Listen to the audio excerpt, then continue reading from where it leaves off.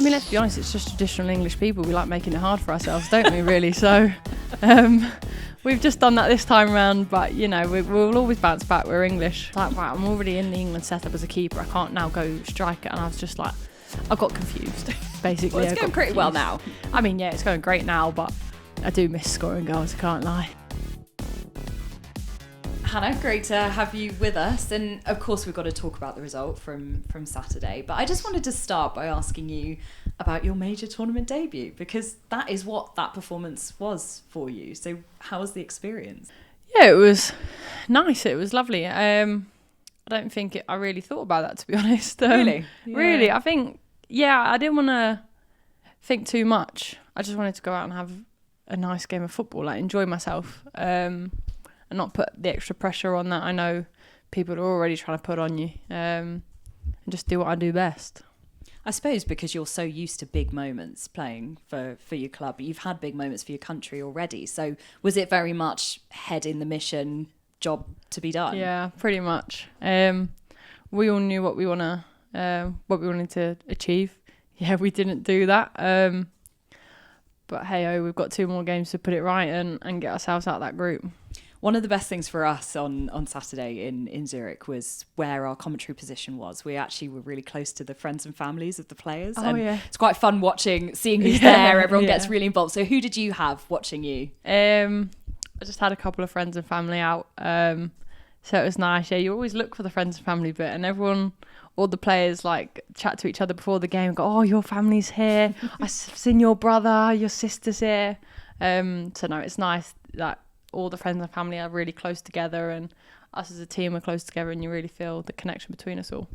So a 2-1 loss to France to start the tournament, as we've said, of course not what England want. How do you personally reset after a result like that? For me, it's just get yourself back on the pitch. Put things right that went wrong. As a group, we all very much had the same intentions. We wanted to just get back out there, get the review meeting done as quick as possible, because we knew that we were nowhere near our top game. And in tournament football, you can't always be sloppy or not be at the best. But look, we've got the 2 games to put it right, and as soon as that final whistle went, everyone just wanted to get back on the pitch and show everyone what the Lionesses are actually capable of. Is that sometimes the hard thing, that you want to get out there and rectify it straight away, but you now do have to take a couple of days to reflect and recover? Yeah, but at the same time, I think everyone needs to just reset. You could see how difficult the game was at times for everyone. It's football. It's a game of 90 minutes in group stages, and anyone can take it. We knew France were a top side, so are we. So it was whoever was on their game on the day, and yeah, France had it the other day. But we've got Netherlands and Wales to put it right now.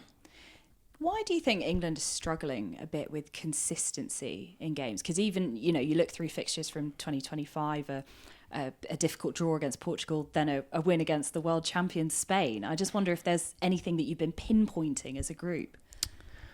There's not really anything. I think in the Nations League we were trying different things, which is probably why people kept questioning why performances kept varying between one game to the next. We just wanted to try different things, see if it would be beneficial, because you never know what situation you're going to be put in tournaments like we have been already.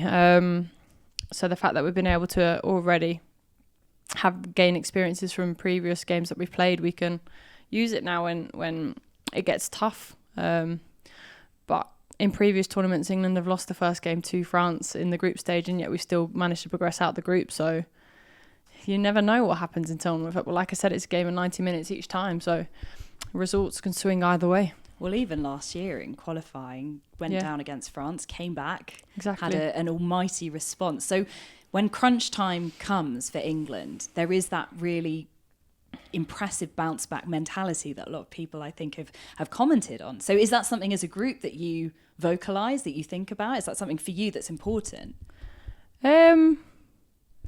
I I mean, let's be honest, it's just traditional English people. We like making it hard for ourselves, don't we, really? So we've just done that this time around, but, we'll always bounce back. We're English. We always find ways to win and find ways to improve. So, yeah, we'll definitely be putting things right in the next game, that's for sure. In some ways, does it just feel like knockout football has started a bit sooner in the tournament? Because now it is must win. Definitely. I think, obviously, the final's on the 27th, but our final starts on Wednesday.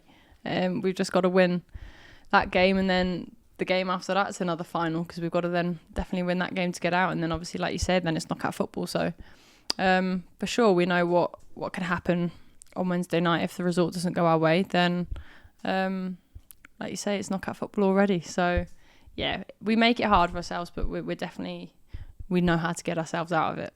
Do you relish those kinds of situations, Hannah? I do, but I think just being English, we do. Let's be honest. I think we like I've said, we make it hard. We like to be nitty gritty. We like to fight for the win. And yeah, we weren't able to get that the other day. But the last 10 minutes, we put a lot of pressure on France, and they dropped deeper and deeper. So we just have to do that for the full 90 minutes this time round. We know that already. And yeah, we be able to get a result out of that game. How important could this be, not just about ability on Wednesday, but about mentality? Yeah, massive. Obviously, mentality plays comes in a lot in football games. But I think at the same time, yeah, you want to be mentally there. But as a team, we want to stick together. I think it's very easy in tough situations to be very individual. You see that in other teams, but we definitely don't want that creeping into anywhere near us, and it's not gonna. We're a very tight-knit group on and off that pitch, so we'll get each other through those hard times. Whether they're struggling during the game for a period of time, we'll get them out of it, and we need everyone on that day to get us the result that we need, whether that's a starter player or a non-starter or as a sub who comes on. Now, something we've been trying to do while we're here in Switzerland is bring the fans closer to the Lionesses. So we've been doing Ask Me Anything. The fans have been getting in touch with their questions. So we're going to throw a couple your way. You ready? So first one, what is better for you as a keeper, keeping a clean sheet or saving penalties in a shootout? No, clean sheet. I don't want to get it to a penalty shootout. Yeah, just give me nothing in a game. Right, we often hear players have superstitions around their boots, put one on before the other. Have you got anything with your gloves? No, I'm not really a superstitious person. I think the only thing that I really do, not meaning to, it's not a superstition, is Serena always tells me to put my shirt on so that all the staff can come in because it take that long to get ready. It's not a superstition, it just always happens. It's just bad timekeeping. Basically, yeah. What's your proudest moment in a Lionesses shirt so far? Probably make my debut.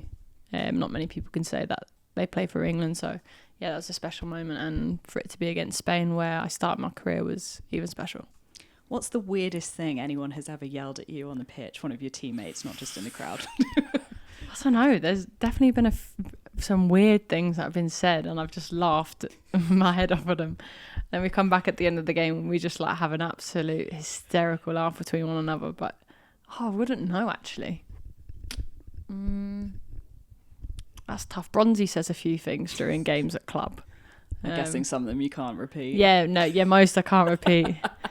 Okay, what about this one? I really like this. They said, I read a very interesting article about Hannah, about your journey and eyesight and how the hospital changed everything for you. Sounds incredible.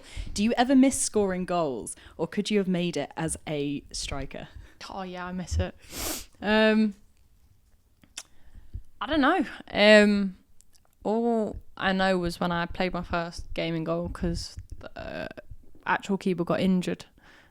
After that game, I got scouted for England when I was 12, and the week after, I went back to my normal position as striker and got scouted again for England as a striker, and I just had to pick, and I don't know why I picked goalkeeper, I really don't. Just spur of the moment?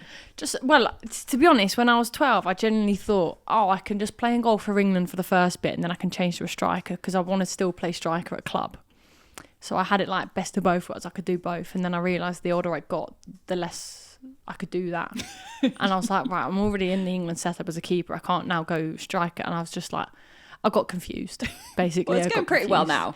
I mean, yeah, it's going great now, but I do miss scoring goals. I can't lie. Right, last one. Any non-football highlights from your time in Switzerland so far? Oh, yeah. As a group, we went, a few of us went swimming in the lakes. It's great, isn't it? So nice. So easy to get into as well. Isn't it? So well, we warm. went down to like the diving board bit. None of us went on that diving board. Jeez. But you weren't allowed. Serena saying no to One, that. I bet we weren't allowed, but two, I think everyone was scared of how high it was. So none of us went on that. But we walked down the steps on the rocks. Yeah. So we were like, oh my goodness, like, be careful. And then there was like a pontoon in the middle of the lake that we just all swam to and just sat on it and sunbathed for a bit. It's gorgeous, isn't it? And that was lovely. Yeah. Well, best of luck this week, of course, and we'll speak to you soon, Hannah. Thank you very much.